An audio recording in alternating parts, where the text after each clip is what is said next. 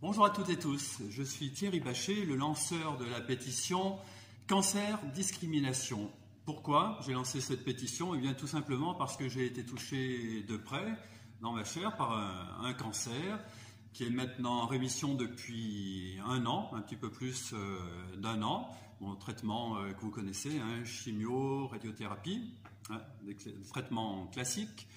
Donc le travail, je l'ai recommencé dans de très bonnes conditions. Mon employeur a été très correct de ce côté-là. J'ai retrouvé mon poste comme avant de partir, parce que j'ai été arrêté quand même assez longtemps. Donc de ce côté-là, nickel, impeccable. Merci les employeurs.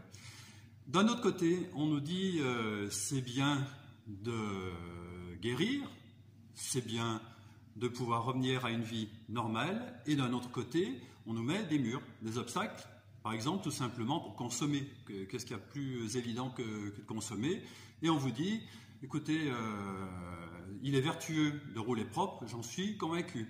Convaincu qu'il est vertueux d'acheter une voiture plus propre. Pour mon travail, j'ai besoin d'un véhicule pour me déplacer.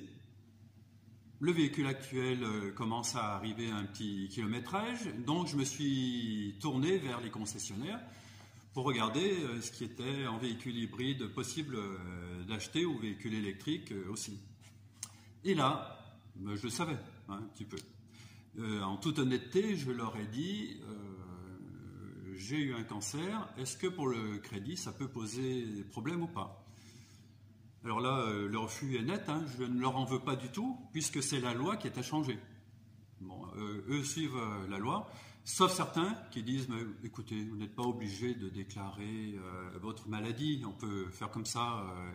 Alors moi, pas question évidemment de mentir sur le questionnaire de santé. C'est pourquoi j'ai lancé cette pétition-là, que j'espère que vous allez partager le plus largement possible autour de vous pour les personnes comme nous qui avons eu ou qui auront un cancer dans notre vie. On sait que c'est de plus en plus courant. Dans mon cas, il n'était ni lié à la fumée, ni lié à l'alcool, ni lié à une vie sédentaire.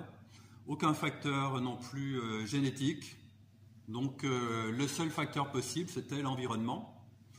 Donc pour changer l'environnement, il faut commencer par avoir des véhicules propres, modestement. On fait des petites choses chacun à notre place. Je vous remercie de votre attention.